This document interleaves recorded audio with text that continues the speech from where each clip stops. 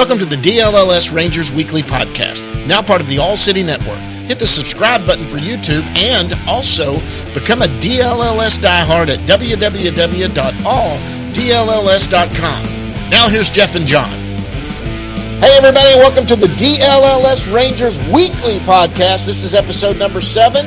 Today, Alejandro Rosario, the Texas Rangers right-hand pitcher, minor league pitcher who is on the rise, is going to be joining us. First of all, guys, hit that subscribe button right now. Stop what you're doing. Hit that subscribe button below. Go to ALLSDLLS.com. Sign up there for all your sports coverage for DFW. Go to DLLS_sports on YouTube right now. Go hit that subscribe button. Guys, DLLS is covering it all. Every day there's a Stars podcast. There's a Dallas Cowboy podcast who are in the middle of their season sucking. You want to hear all that Jerry Jones crap going on right now? Go over there and listen to those guys. It's hysterical. The Mavs are getting started and the Rangers are still going. Jeff, you guys are going every day. You're covering it 5 days a week, baby. And it's fun. You know, we're talking, a lot of it right now is the MLB postseason, which is fine. Yep. But there's always a Rangers tie, Yeah. That's just always it. There's always somebody you can say, oh, well, he pitched for the Rangers. He's in the farm system. Absolutely. Of course, or they're a star player, yep. Like Emmanuel Clase, who's just having some trouble right now.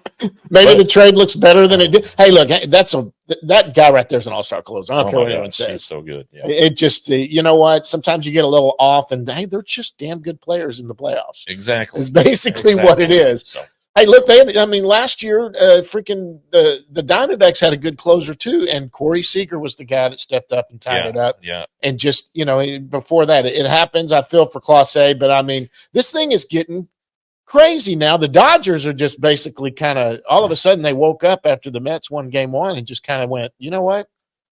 Look at what freaking Ohtani's doing. Yeah. It's like and Judge, he's homered now in 2 straight games. So you're not going to keep the MVPs down. No, you're not. They're going to figure it out eventually. If they don't figure it out, they're going to get theirs. Their share of it. So and both play tonight. Yes. Yeah, both teams played today. Now the Dodgers are on the brink. They one win for them, and they're going. Yeah, they're going to the World Series. Dodgers can clinch. Last night, what the Guardians did? Yankees game, crazy game. That was awesome, wild. Awesome stuff. After really the Guardians had a chance in game 2. Yeah. It's just Hey, that could be a momentum changer right there. It could be. Great to see it come through though. It's fun to see games like that. And it was more fun last year when the Rangers were doing it. Absolutely. I miss not being out there. There was something on the off day, ALCS off day, or I don't remember. Anyway, somebody tweeted out so-and-so is going to start the next, is going to start game 3. And I was like, man, I missed that. Yeah. Just sending out a little nugget like that. Well, you and I last year, like daily, we were texting all day talking about crap. And I know you guys are still doing it every day now, but it was so much better and easier with every day because the Rangers were in the playoffs. And we were talking about, okay, I'm going to be there at this time and you're going to go do that. It was just nuts. And of course, the book deal was trying to, right. Had that hanging over the, the kind of the motivating force there. If the Rangers hadn't gone to the World Series, I wouldn't have gotten anything. If they had lost the World Series, I wouldn't have gotten as much. Right. And not to be greedy, but yeah, Hey, you could honestly admit right there you were rooting for the Rangers. Yeah, once they got the World Series, I was quietly rooting for the Rangers. Yes, you were. I was rooting for the Rangers. It affected my bottom line. It was no problem for me to admit I was rooting for the Rangers. I grew up a Rangers fan, but it was funny. It was like, hey man, this is money on the table here, dude. If this gets going. By the way, we still got those books, guys. If you want one, reach out to Jeff or I and get it one autographed for you for sure by Jeff, not me. No one wants my autograph, but we can get those out. He still has some of those. They're still for sale on Amazon. They're out there too. But okay, let's get back into this. Let's talk about the ALS and the ALCS and the NLCS real quick, and where this thing is going, because I do want to get into the Ranger stuff. And talk about some managerial openings that have had some names linked to them. It's a little. We'll talk about that here in a little bit. But we go tonight. The Guardians may have. hopefully, now look, I hate the Yankees. I'm personal about it. I hope maybe after last night they have changed the momentum because, Judge comes up and ties it up in the 8th inning. Yeah. Then they go ahead with the next swing. And then you're looking like, oh, my God, they're going to end up sweeping this thing. Is what they're going to end up doing.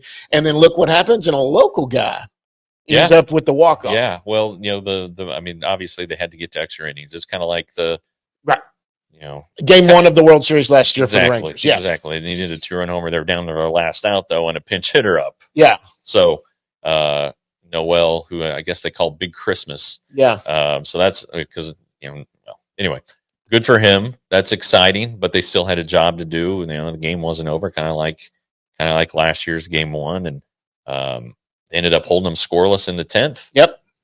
Get a 2-run homer from David Fry from Grapevine High School. And that's great. It was awesome. It's fun to see.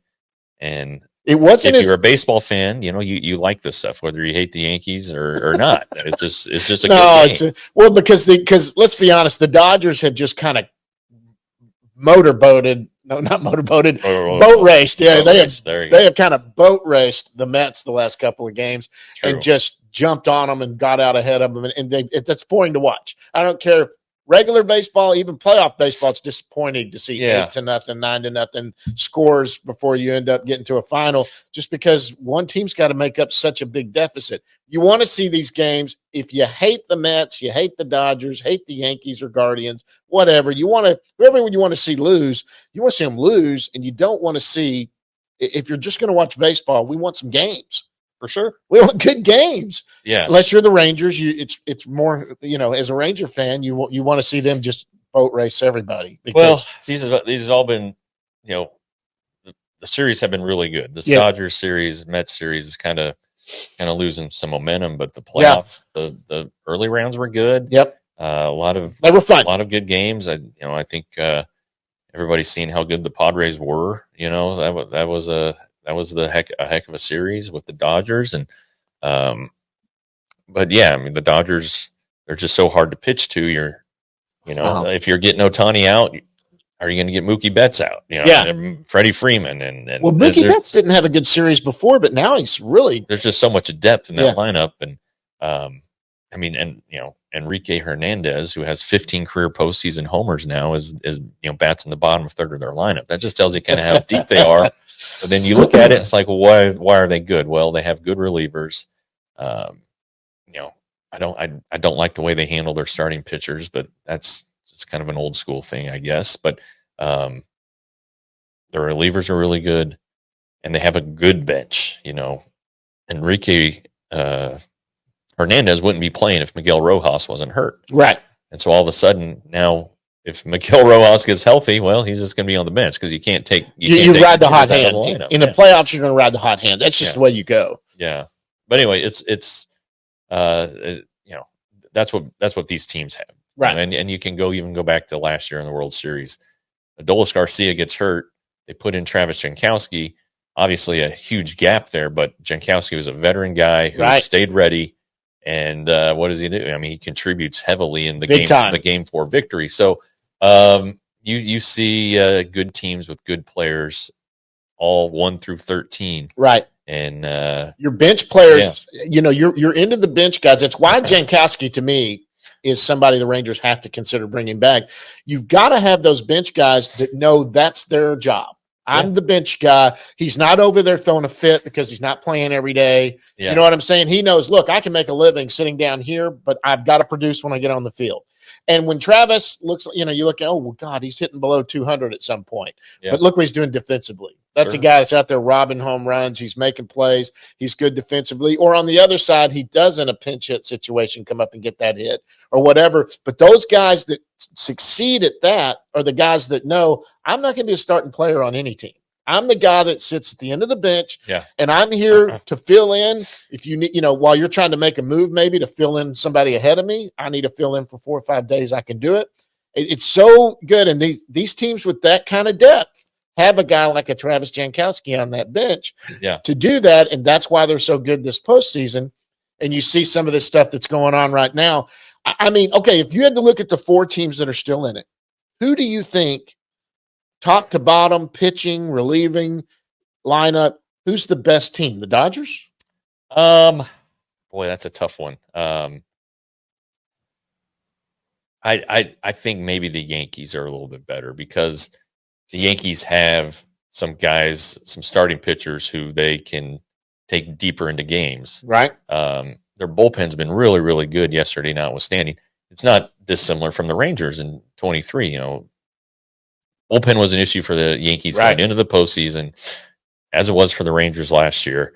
And the Rangers bullpen got it figured out. They weren't perfect. Game 5 of the ALCS when Altuve hit the the home run that looked like it was going to sink the Rangers and get them eliminated. So maybe that's what the Yankees experienced last night. Right. But I just think that, gosh, eventually all this bullpen usage has got to catch up to these teams. Sure. Yep. And I think that the Yankees are in a decent guys are going situation to withstand that because of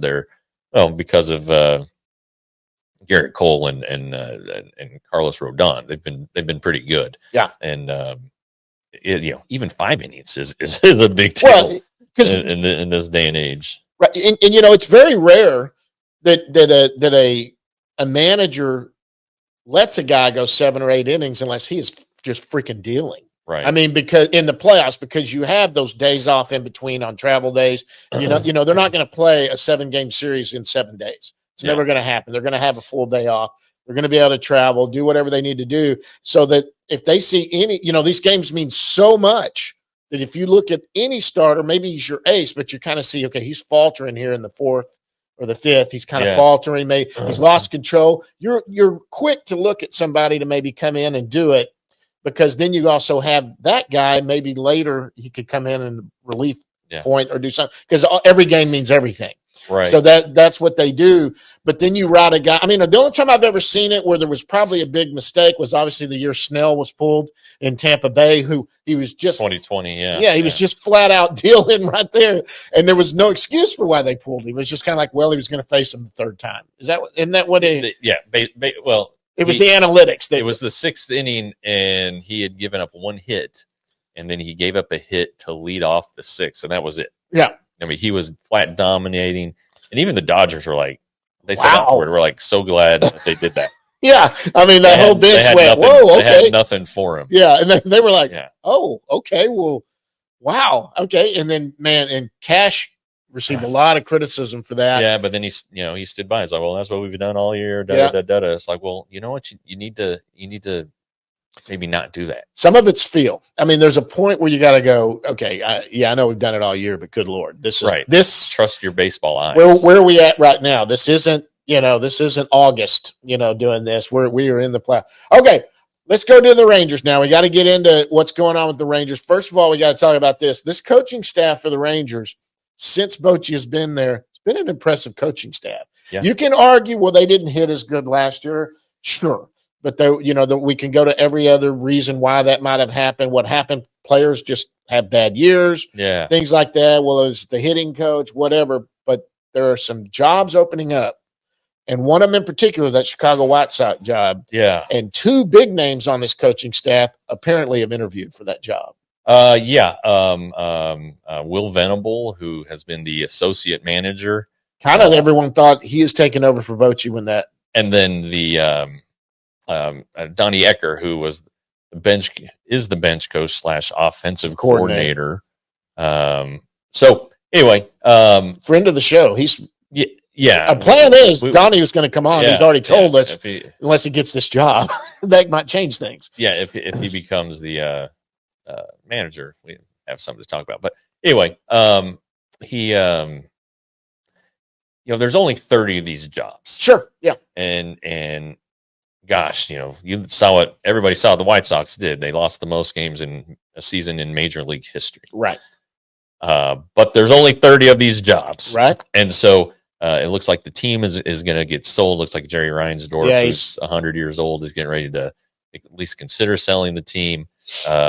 Maybe new ownership comes in and pumps some money in. Not that money's ever been a problem for the White Sox, but just where they are right now, you're like, God, this is not a good job. But again, there's only 30. It's one of 30, and if these guys really want to manage, they can get a huge pay raise. It's going to be, they're going to make so much more and all of that. And it's a risk, will they, will it be like Chris Woodward? Will they come in and have some shitty seasons, and then all of a sudden they're not necessarily their fault, but they're not going to have the players. Yeah, exactly. And maybe you need that bridge guy, the guy that, and I look at Woodward and say he sort of was the bridge guy. You brought him in when the team was shitty. Yeah. And everyone likes to blame Woodward. That's fine. And you cannot argue with the fact that Bruce Bochy came in and went to the World Series when Woodward had his struggles. But I also know that Woodward never had a team like Bruce Bochy had. Right. Right. And look, Woodward with that team might have been shitty. We don't know. He didn't have. If he'd had the same team Bochy had, maybe he was shitty, and they end up third in the American League West. And maybe you know what I mean? We don't know. But everyone liked to just blame Woodward, and I was always like, it's hard to do that. He never got a fair shake. I even told him that. I said, hey, I don't know if you're a good manager or not, because you haven't had a team where you've had to, like, in the 8th inning make a decision. Yeah, that could make or break a game. In the 8th inning, you were either out of it. They're getting their butts handed to them, or they just didn't have anybody better on the bench to put in there. Yeah. So, anyway, great. If they get the jobs, great for them. That's the goal. It appears for these guys. I'm sure the White Sox are interviewing more than that, but they want young.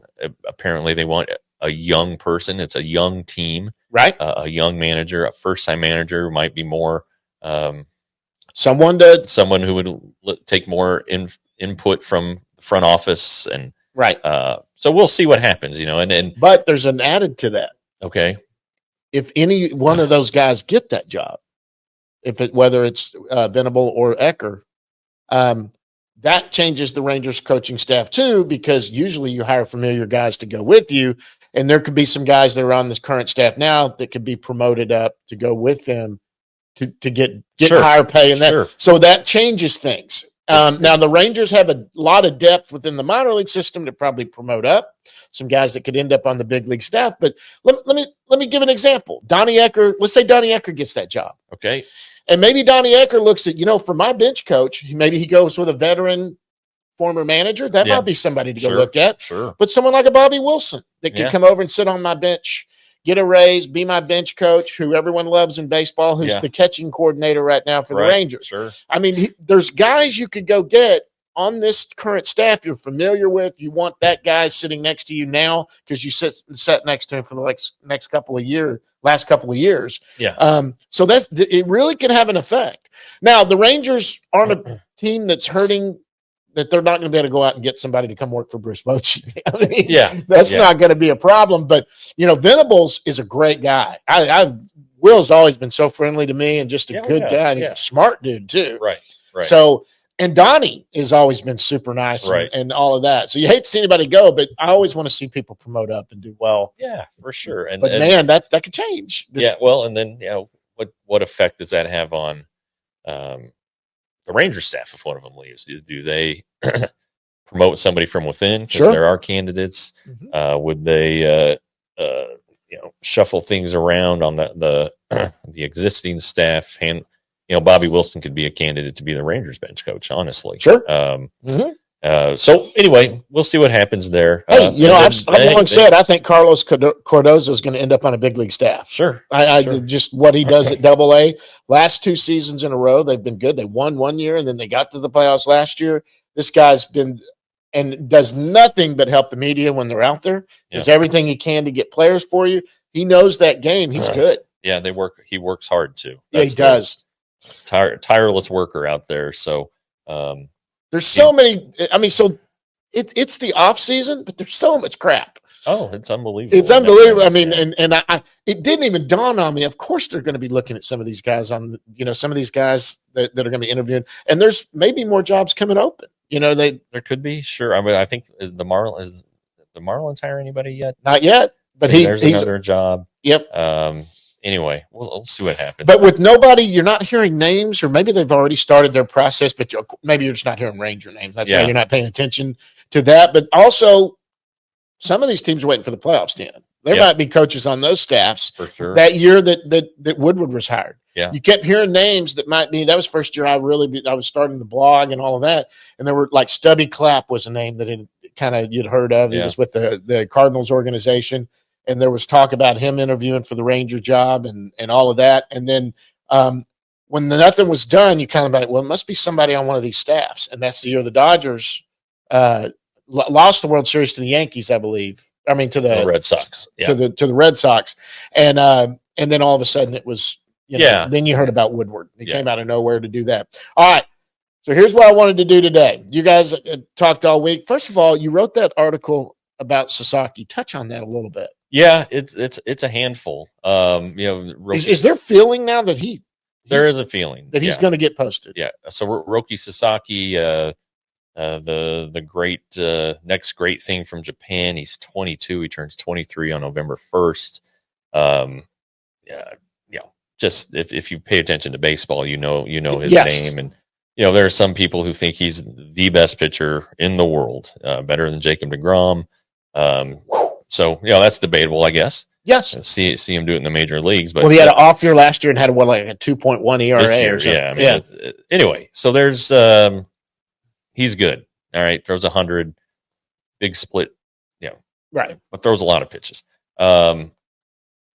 He would not, because he's 23 and doesn't have 6 years experience in a professional league, he would go into the international budget. Right. So he would or the international signing rule. So he wouldn't get the big deal like Yamamoto got last year. Right.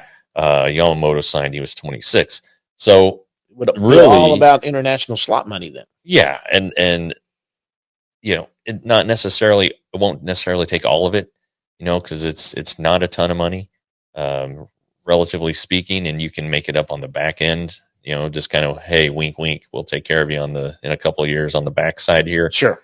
He wants to come to major. He's ready he wants to play against the best players. So, no offense to Japan, but the best players in the world are in the United States. That's one thing. The other thing is, because he's not an unlimited free agent he's not a true free agent like Yamamoto was. It doesn't make a ton of sense for his team to post him because they don't have much financial incentive to do so. It's not like when Darvish came over and it was the highest bid to negotiate for him. Right. They don't do that anymore. And even when Ohtani, since the Ohtani, it took $20 million to negotiate with Ohtani. Yeah, you had to put up $20 million.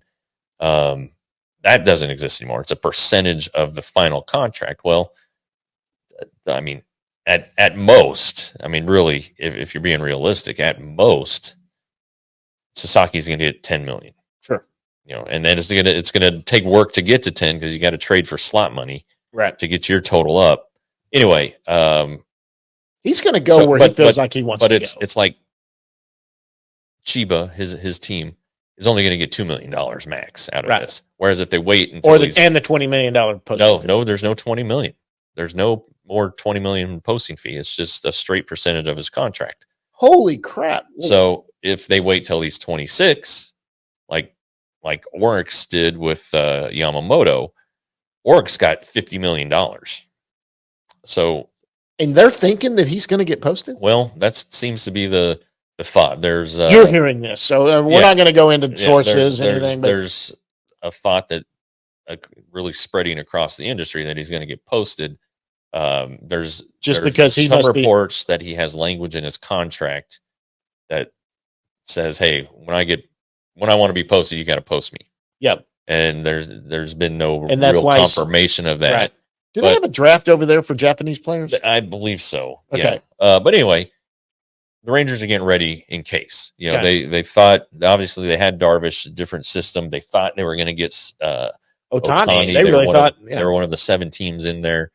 They have a good international presence over there with, Josh Boyd has been going there for years and years and years and years. They have Joe Furukawa, Haji Watabe. We know that Young's gone over there. Chris Young has gone over there. Ross Fenstermaker's gone over there just in the last month. So they're getting ready. And I think they're confident that, if they get a chance to make a presentation to him and negotiate with him, that they'll win it. It's not going to be. So let me explain this. It's not necessarily going to be about all the money for him. It's kind of the way Ohtani was. Yeah. It's where are you comfortable? Who do you really feel like this team's got what I want? And I could see where the Rangers could be a little bit attractive. Sure. Otani played here. Yu Darvish played here, had success and really liked it. Yeah. So you already know that the Rangers have a history with some Japanese players that they've had over the years. Yeah. Not huge names besides Darvish, but you've got an indoor stadium. A lot of indoor stadiums in Japan. Sure. I think they all are for the most part, aren't they? A lot of them are. Yeah. So you got an indoor stadium here, and you're not. I mean, everybody always goes to the every Japanese player or somebody from the Pacific Rim is going to want to play on the West Coast because of travel and all of that. I mean, you're talking 2 more hours to come to Texas from. Yeah, and I don't know that with the 2 big stars playing for the Dodgers, I don't know that Sasaki necessarily would want to go play for the Dodgers or be in that market even. Sure. Overshadowed. I'm guessing he's going to want to leave his own mark. Sure. I think the wild card or the thing that's a strength for the Rangers is that their head guy, Chris Young, is a former pitcher. Yeah, he can speak the language. He can pitcher. He does not speak. He can say the right things. Yeah. He doesn't speak Japanese. I think that just gives the Rangers an inherent advantage that other teams don't have. So let me ask you this, because you've dealt with this before. What does that do for us in the press box? It makes things a little more crowded. There's no doubt about that. But how many guys covered Darvish? Well, his first season, very first day of spring training, they had to set up their own John Blake. I think he gave out 125 credentials just to the Japanese media. Now that number dwindles, and then the traveling pool dwindles. And you got to keep in mind that Otani's still the big draw, the big star, right? But there will be a team from every I would guess 5 to 10 at least. That's probably a fair number. They'll be there every day, and they're wonderful people, hard workers. They have one job, and even if their guy isn't speaking that day, which is the case with these Japanese players, they don't talk every day. Yeah, they still have to come up with something to write. They have to come up with videos to shoot. In the case of the TV folks, so it's not an easy job. They have the deadlines are different because the time difference is 13 or 14 hours. So you'll see them. I remember the Darvish writers coming in for the opening of Clubhouse at 7 or 8 in the morning. They hadn't slept because they've been up writing for their newspapers. Sure. And so it's not an easy job. They have a language barrier. Some of them have spent a lot of time in the United States though, so it's easier to speak with them and help them out, and vice versa, because they'll give us a lot of help too. Great. So anyway, if you need some questions answered, they'll go. I'm all for it. I'm all for it. It makes sense. These aren't New York media members. These are good guys that are. Yeah, and it allows for. I took a shot there. So. It still allows for the Rangers to sign Eovaldi because it doesn't come out of their. Yeah, it's not going to be a huge. It comes out of the international budget, so they still have the opportunity to sign Eovaldi and so his roll into the season with DeGrom, Eovaldi, Sasaki, Rocker, and somebody. Right. And exactly. So anyway. Okay. A lot has to happen for it to get to that point, though. And okay. The big thing, him being posted. And the posting period, I think, is November 1st to December 5th. Okay. So we'll see what happens with that. All right. Last thing I'm going to do. Okay. Okay. So we've been on here about 30 minutes or so. And that's fine because we're going to have Alejandro on here in a little bit. Last thing I want to do. So let's say, look, the Rangers can go in multiple ways how they're going to do this offseason. We know that they're going to add to this team one way or the other. They've got to get starting pitching. There's some bats to consider and all of that. I'm going to go strictly free agent route. Okay. And I've got the list, full list, pop in the paper here of all the free agents and supposed free agents that are going to be coming up in 2025. Okay. We've really got to address a couple of positions. First of all, the Rangers need a backup catcher. And that could come within. Maybe it's Sam Huff. I don't know. Second of all, they need a bat that could be either possibly they need another first baseman, depending on where they go with Lowe. I'm going to guess probably Lowe's going to be back. I think you're kind of thinking that way too. Yeah. But I'm still going to do it. I'm going to go that way. And whether it's a DH outfield bat, something to that effect, they're going to go there. And then, of course, you're pitching, which that's obviously going to be addressed. Mm-hmm. Catching, they're going to have to get a backup catcher. Agreed. So here are some names. First of all, Carson Kelly. Yeah. He's going to be a free agent. Could get him back. Here's another guy that's going to be a free agent. I don't know if the Ranger fans know this guy's name's Austin Hedges, but he is going to be a free agent. Yeah. He's kind of like, let's be honest, he's sort of like a Travis Jankowski. He knows he's not the starting catcher. Yeah. But he is a presence on that bench.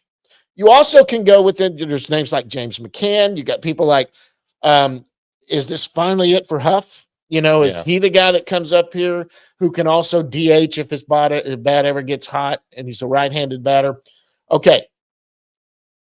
Who's most likely? Boy, I don't know.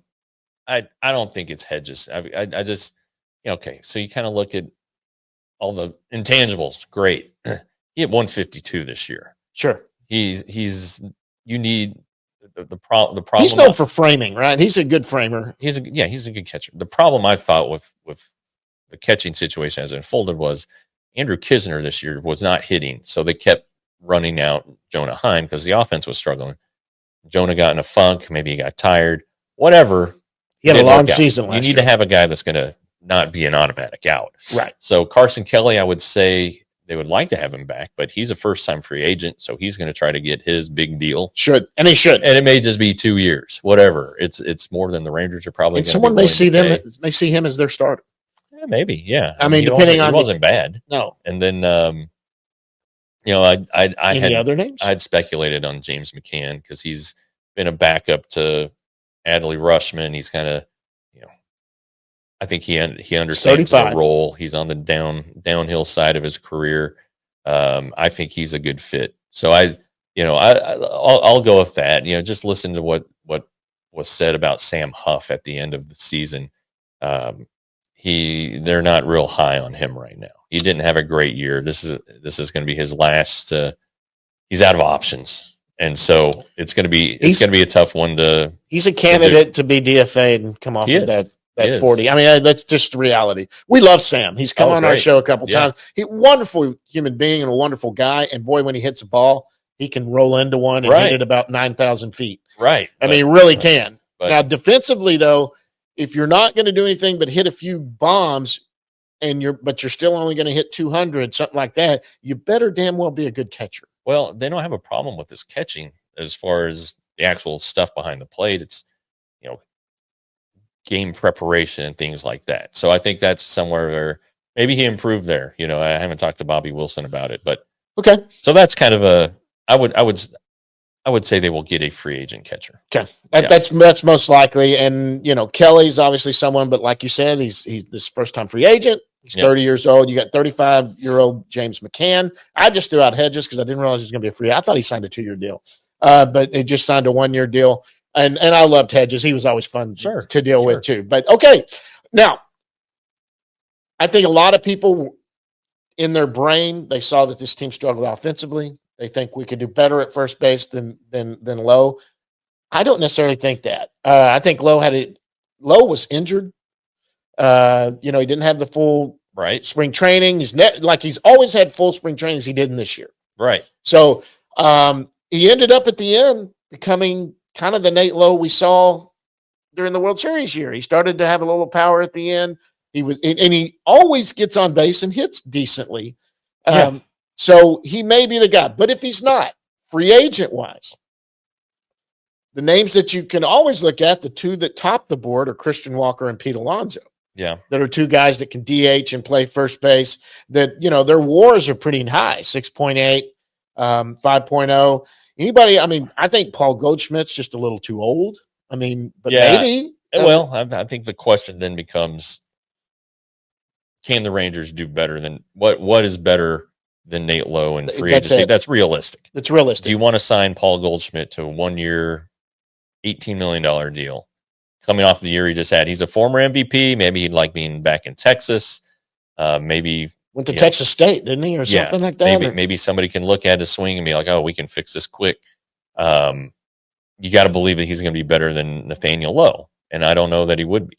I think he's a former Gold Glover, so I don't know that the defense would be an issue. But he could also DH. So then Pete Alonso is going to make too much money.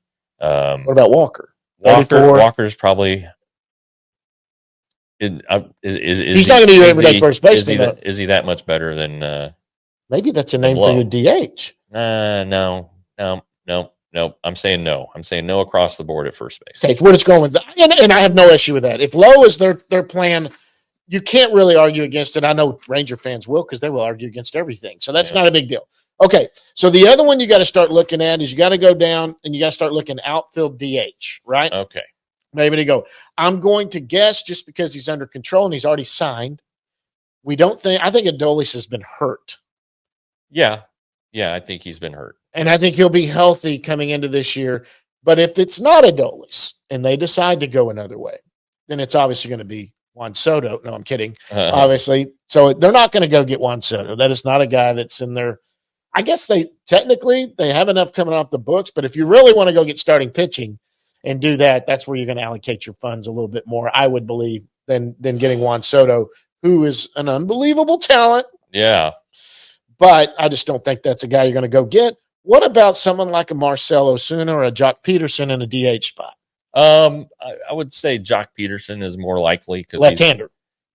Yeah. Okay, so the Rangers, everybody was like, oh, they're so bad against left-handers. And they weren't very good against lefties as a team. That's why Robbie Grossman was acquired. Right. And Robbie, did okay. But the outfielders also didn't hit right-handed pitching. Right. So I think that in that vein, Jock Peterson would make some sense. Okay. Because he could be a left-handed only. Right. Yeah. He Ozuna has a club option, by the way. He's not necessarily a free agent. But I think a guy like Mike Yastrzemski from the Giants. Yes. Brendan Donovan of the Cardinals. These guys who know that they're not going to play every day. Guys who are going to get a lot of at-bats. And so if you have a guy like that who can play defense, if you believe Adolis Garcia is going to bounce back and that you're not going to do better than 9, find somebody better for his price, then you could see Adolis in the DH spot more, especially if you're concerned about his health. There are a lot of ways to do it. Now, do you want to go get a center fielder? Or do you want Wyatt Langford to do it? Do you think Leote another shot? I don't know that Evan Carter. I don't know that you can count on him. Well, and it's a lot of wear and tear. So maybe you try him in left field. He still has some things to work on offensively. So there are some possibilities there. But I would lean more toward a guy who's going to be a part-time player than a regular outfielder or a full-time DH. Well, and full-time DH. The Rangers don't like full-time DHs. Okay. They like kind of platoon-wise what you can do. I mean, if they could get Ohtani, great. They'd have a full-time DH. Sure. But Jock Peterson can play the outfield. He can, yeah. But the DH spot allows them to move players in and out to get rest, and I think they really like that. Okay. Well, you know who else? Joey Gallo, who plays first base, third base. Yeah. But you think that's sound? He is not hitting. Right. He's lost. Yeah. And I love Joey. I just love Joey. But what about, will they go get a center fielder then? Well, maybe. But Bellinger's out there, but he's going to be too expensive. Too expensive. Yeah. I think they'll figure it out. Bader, Taylor? I think they'll figure it out from within. Okay. So you think probably – and look, for those – there's some that just hate on Leote for some reason who is just not – look, defensively, he had some bad routes this year and not the greatest year. He made a couple of – but, I think it's exacerbated. I'm a hick, y'all. I just don't talk good sometimes. More because of the fact that the team struggled. And so anytime someone made one of those boneheaded errors or went to a ball wrong that you thought they could have got to, it just shines a light on it that much more. And of course, what did he hit this year? Did he hit 10, 12 home runs? He got to double figures. Yeah. I mean, but everything was down from last year. Yeah. And so, what are you getting from Leote Taveras? And exactly. You're getting good defense, but really, and if Travis Jankowski comes back, then that frees up that backup guy for Leote who might be your bench guy, something like that. Someone might see Leote is an everyday guy hitting ninth and line. I don't know. Maybe they see something there. Okay, so you go to the starting pitching. We've already talked about Sasaki. And Evaldi. That's who you want.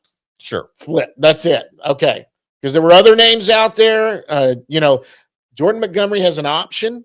He's probably going to exercise it because I don't think he's going to get on the free agent market. Well, I think that that's an interesting one because the Arizona owner Ken Kendrick came out right after the season and dogged him. That was an awful signing. We made an awful signing. So if the Diamondbacks want to eat most of that salary, that's what I was thinking. But that's a trade thing because I think trade. he will take the option just to stick it in the owner's face. No, he's going to take the option because he's not going to get any better money anywhere else. And then I think maybe Arizona looks at Texas and Texas can go, you know what? I got a little double-A shortstop or a single-A shortstop here, and I got a guy down here that's pretty highly rated, but you take half that salary. Yeah. Yeah, you give me what's he making 20? You give me $10 million. I think he got it up to like 22.5 or something like that. But $10 million. Give me $10 million, and I'll give you this, number 30 prospect that's a shortstop down in single A. Yeah, it would be a salary dump for Arizona. And the owner, because right now you've got a guy that to stick it in your face is going to take that money, and he'll want to prove himself. That's fine, but he did like Texas. He'll have a full spring. Yep. He won't be rushed and get 2 minor league rehab starts and get thrown into the rotation. It'll be an entirely different situation for him. He won't have the sting of the off season. That one makes some sense. Makes some sense. All right. But that's what we said. Look, we've been going a while. We're going to get Rosario in here next, guys. Anything else? No. Okay. Just some good ball talk there. We'll be talking about that all offseason. All offseason, we're going to have fun. All right. Alejandro Rosario is going to join us right after this, guys.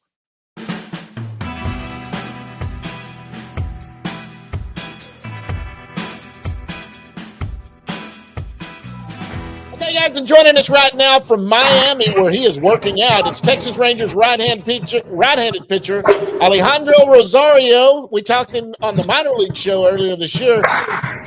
What's going on, man? Good. Getting ready for the new year. Always trying to get better and just working on new things to be more consistent next year now following. I'm sorry I missed you when you went to the ballpark to get your big award. I don't remember where I was. I think my son had a tournament. Anyway, congratulations on that, Rangers minor league pitcher of the year. What do you think about that? Yeah, it feels good. It feels like I achieved something. Obviously, the job's not done. It's the way I see it. It's easy to do it one year, have one good year, but really, it's like what everyone says. It's easier to get into the big leagues. Now, the hard part is getting there and staying there. So now, what I'm trying to focus on is being more consistent and do this continuously for my career length of longevity. So when we talked to you, I think it was May, you were in Down East. You were doing great, had a great month. Yes, sir. How did it continue? Because I think you might have gotten better at Hickory. How did your season? How did you not fall off? I guess. Yes, sir. I was always talking to pitching coaches, talking to the pitching coordinators, and just always finding little challenges. I was in Down East, throwing really good. Then got to Hickory and talking to Julio, and a challenge was, okay, let's not throw the same pitch more than twice. So that was, not throw the same pitch more than twice, but if I throw 2 fastballs by a guy, I might as well just throw a third one. He's like, yeah, but that's not pitching. We want you to pitch. We want you to learn. And that, at first, it was challenging, but in the long road of when you get to the big leagues, God willing, you really don't throw the same hitter 3 pitches in a row. You have to find a way to set up the next pitch, and it helped me learn how to really pitch, and just finding those little challenges of, okay, today let's find a way to be better in the strike zone. Let's find a way to be better at the top of the zone. Let's find a way to set up the next pitch and have a better sequence. And it was always that motivation of always wanting to be better and always chasing to be better. Okay, so fastball splitter. What else are you working on? Pitch-wise. Okay. Yes, sir. How did it come along? Yeah, well, started the year it was probably around the 81 to 83 range. I wasn't a fan of it. The team and metrics and the results I was getting were obviously good, and they kept telling me, "Hey, it's a good pitch. Let's just try to throw it a little bit harder, and maybe you'll like it more." And then that's when I got to Hickory, and I started throwing it harder, and it started throwing it between 85 to 87 was my hardest this year, and I started to get better with it. And then another challenge was, okay, for these next 3 starts of yours, when you get to 2 strikes on a righty or lefty, we're going to go to breaking ball before we go to anything else. And that was like kind of building my confidence in trusting the breaking ball. Okay, 2 strikes, I'm going breaking ball. And it was working, and I stayed with it, and it was good. Yes, sir. So, but it's a curveball. It's not a slider. Yes, sir. Okay. Even though it comes in at 85, 87, it's still... Is it the big 12 to 6? The big... No. Very, very short and quick turn. Yes, sir. Okay. All right. So you end up getting promoted to Frisco, but you don't pitch. We heard there's some fatigue. Yes, sir. What happened there those last couple weeks?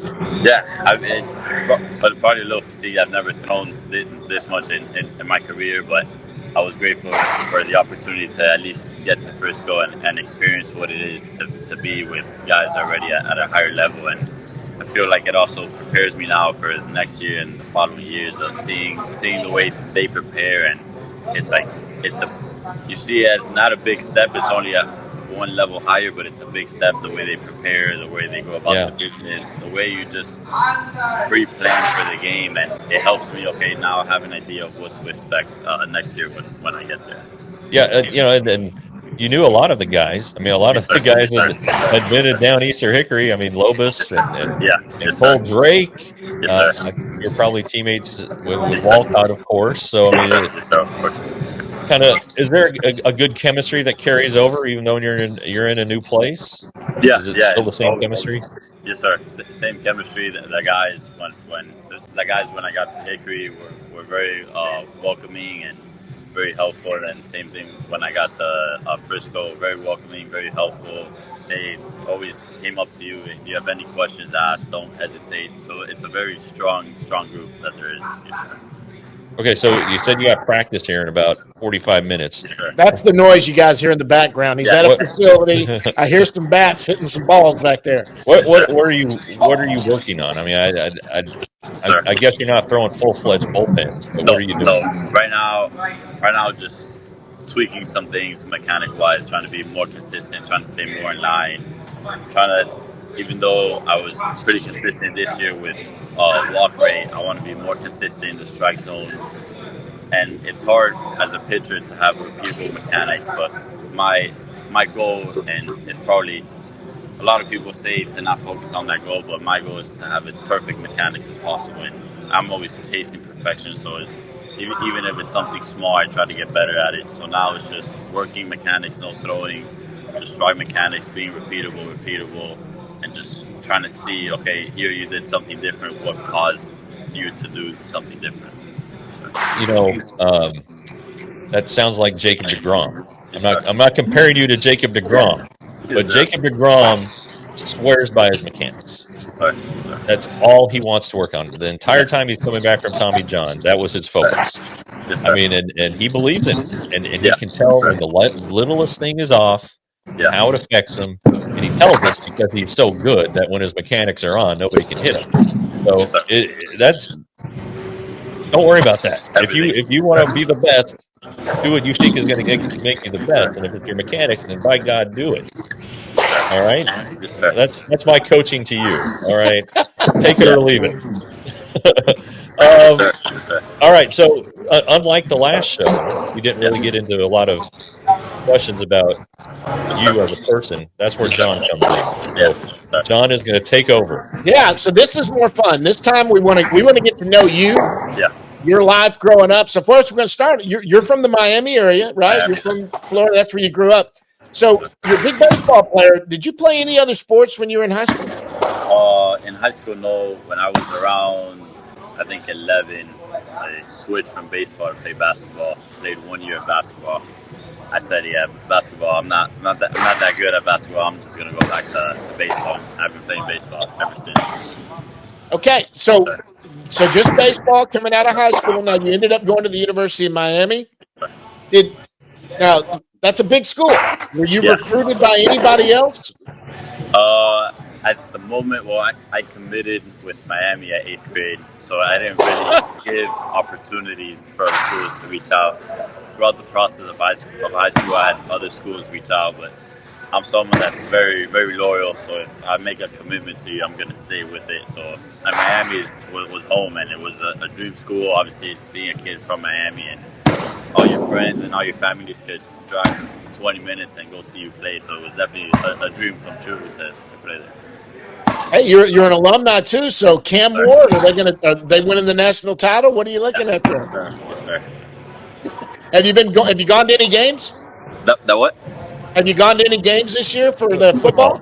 This year, no. I just got back, but I'm planning to go to at least one of the football games before I have to head back to spring training. Yes, sir.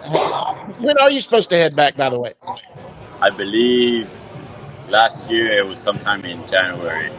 I'm not exactly sure what day it was, but I believe it was sometime in January. Yes, sir. All right, so who is the best Miami baseball player ever? Best University of Miami baseball player ever? Do you know? Do you have an opinion? Because there have been great ones. Yes, sir. My opinion would probably be a biased opinion, being I played with the kid. I'll probably say Yo-Yo Morales. He's with the Nationals, third base. I'll probably say being with him for 3 years was probably something I'll never see again. Yeah.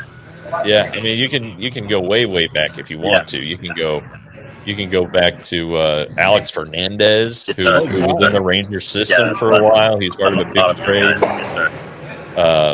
Adrian Del Castillo, who's the Arizona catcher now. So there are a lot of great guys. Aubrey Huff, Pat Burrell. That was the one I always thought it was Pat Burrell. So anyway, number 1 overall pick, Pat Burrell was. I think. I believe so. Anyway. Okay, so now we got to get back to talking about you. Now, you said last time you talked about being raised with single mom, doing all that. There's got to be some meal that she makes that's your favorite meal. She makes some home-cooked meal. It's your birthday or whatever. What is it she makes for you? I'm a big fan of pasta. I can eat pasta every day, and she makes pasta. I only eat pasta with red sauce, and she makes a pasta with a pink sauce, and she adds a lot of cheese, and that's probably the best food that she makes that I like. Okay. That's a carb load there, man. You get loaded up on energy. Get all those carbs. So what is your favorite type of food? Like all kinds of food. I mean, obviously pasta, but is pasta your favorite? Yeah, I would probably say Italian food is definitely my favorite, yeah. Where do you have a spot where you go get it in Miami, or? I go to a place called Two Brothers. It's like a pizza place / pasta place that they make really, really good pasta. Yeah. Two Brothers? Two Brothers, yes, sir. Oh, Two Brothers. Okay, right. Two Brothers. Two Brothers. All right. Okay, so that's your favorite type of food. And protein-wise, too? What are you, a chicken guy, meat guy? Chicken guy, big chicken guy, yes, sir. Big chicken guy? Okay, here's one of our favorite ones we like to ask guys. I know you guys are on strict diets. You try to do what the nutritionist tells you, doing all of that. But every once in a while, you guys eat a lot of calories. You've got to for your workout. Yeah. You got to hit a fast food joint sometimes just to get some food in your body. What's your favorite fast food joint?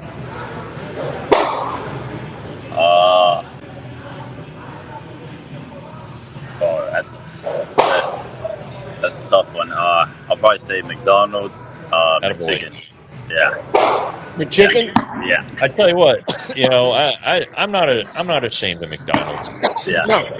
Everybody grows up eating McDonald's. Yeah.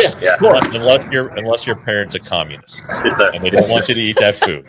Everybody eats McDonald's, and maybe it's not the best meat, but who cares? It's good. Yeah. It's good. So good for you. You got to eat it for those fries. And the fries. The fries, that's like crack cocaine in some instances, man. You know. So okay. What do you do in your spare time when you're not working out and you're not doing ball? What do you like to watch movies? Do you play video games? What do you do? Big movie guy. but also a big fishing guy. I probably fished since I've been here probably every day. I go to a bait shop, get myself a bucket with a dozen of shiners, and just go out and just fish all day. Do you fish the beach? Do you like to fish? Lake fishing. Okay. So bass.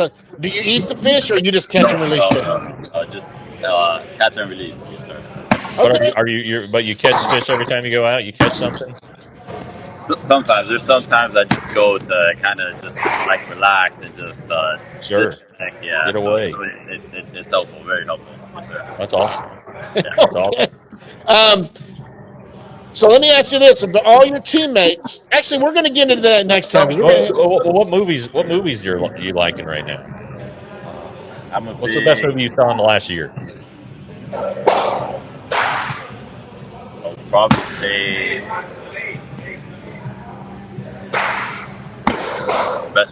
say Michael Myers. Big fan of Michael. Big fan of Mike Myers. Oh, really? Okay, right. That's cool. Your go-to. Cool. What's your favorite sports movie? You got a favorite sports movie? Favorite sports movie. I'll probably say the Nolan Ryan one. That's that documentary. That's probably the best. That was good. Sports-wise, I thought, yeah, yes. Sir. All right. So, did you grow up knowing Nolan Ryan? I mean, he's 3 times as old as you. Yeah, I've always heard of him. Was never able to watch him, but now I look back watching the documentary, and even after watching the documentary, I looked into YouTube and watched some videos of him, and it was pretty electric. Have you ever looked at his career stats? Yeah, not just the wins and the no hitters, but some of his seasons are just outrageous. How many pitches he threw, how durable he was. Oh yeah. 19. Where is it? In 1974. Yes, sir. 332 innings. 332. 26 complete games. 367 strikeouts. Yeah. 202 walks. Yep. And he walked 204 in 97. All right. That's crazy. I have a theory on that, though. I have a theory. Okay. I've always had this theory about everybody talks about he never threw a perfect game, but he threw 7 no-hitters. Yes, sir. Back then, there wasn't a pitch count back then. No. You threw until you retired. I think when he got in a groove, he saw the guy in the lineup.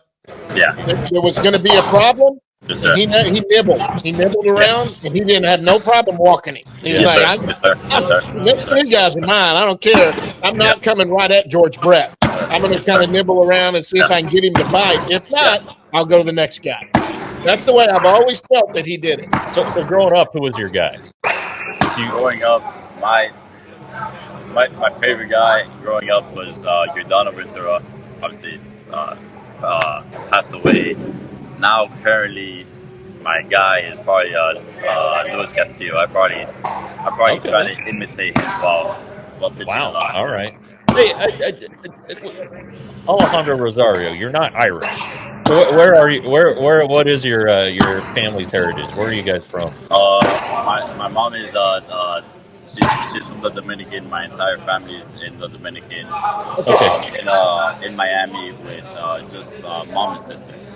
Have you been to the Dominican? Have you been to the Rangers facility there? I've been to the Dominican. Haven't yet been to the Rangers facility. That's something I would definitely like to go to experience. Yes, sir. It's really nice. Hey, is there a good? Tell me this: is there a really good Dominican dish that you like to eat? The what? A really good Dominican dish that's food. What is it? I'll probably say white rice, red beans, and I'll probably say chicken. Yeah. I've heard all of those Latin guys talk about the rice and beans with the meat in it. Yeah. My mom used to make rice and beans all the time because it was all we had in the cupboard sometimes. But that's some good stuff right there, man. Yeah, no, that's what they feed the players at the academy. Yeah. I've been a couple times and I've loved it. Because they let us eat the food. Fantastic. Yeah. Hey, listen, we're going to get you out of here. I want to ask you one question. Yeah. It's the fun when we ask all of them. We got a lot of questions, but we're going to get you on again. And by the way, you go to Frisco this year. Yeah. You get promoted to AAA. Yes, sir. You might meet Nolan Ryan because that's the team he owns, and his son is there today. Okay, we always ask a guy, what is something nobody knows about you? Some answers we've gotten are really cool. We've had who's some of our fun answers we've had? Well, Brock Burke. I don't know if you had a chance to meet him before he got moved over to the Angels. Yeah. He's a night walker. He's a sleepwalker. You've got Blaine Krim. Blaine Krim what's Blaine Krim naked? He used to hit naked when he was 5 years old. He used to hit naked and when his mom did it. What's something that nobody knows about you? I would probably say that I like country music. Yeah. That's great. Yeah. Me too. Yeah. Hey, when you get to Frisco, Jeff and I come out to some of those games. We're definitely gonna come out and see you. We'll come say hello in person, and in spring training, we'll always come up and say hello to you there too. Here, let me give you a tip on the country music. Yeah. Bruce Bochy's favorite artist of all time is Waylon Jennings. Okay. Oh boy, yes, sir. Waylon and Willie, those guys. You got to go back and listen to that because if you can have a conversation with Bruce Bochy about Waylon Jennings, he's going to want you on the team. All right? Yeah, or throw it on your phone, have it playing out loud, and just go walking by him. Yes, sir. Yeah, yes, sir. Yeah, for sure. I'm being serious. Yeah, there you go, man. Play some music. That's what I would do. Are you kidding me? Yeah. I'm in sales. You try to get anything you can to the advantage. Hey, listen, Alejandro, we really appreciate you stopping down. I know you're about to go work out. We'll tag you on this when we get it out there. Anything else for him? No, just continue to set, have a healthy offseason, and we'll see you when we see you. Hey, guys, this is your number 3 prospect in the Rangers system right now. He has moved up to number 3 because of that season. Listen to this season, 2.24 ERA. 88 innings, struck out 129. That's pretty good. That's pretty good. The walks. The walks are the best. You're not walking anybody. Hey, Alejandro, congratulations on the great season. Congratulations on being Pitcher of the Year. It's Alejandro Rosario. We'll see you next time, buddy. Good luck. Yes, sir. Thank you.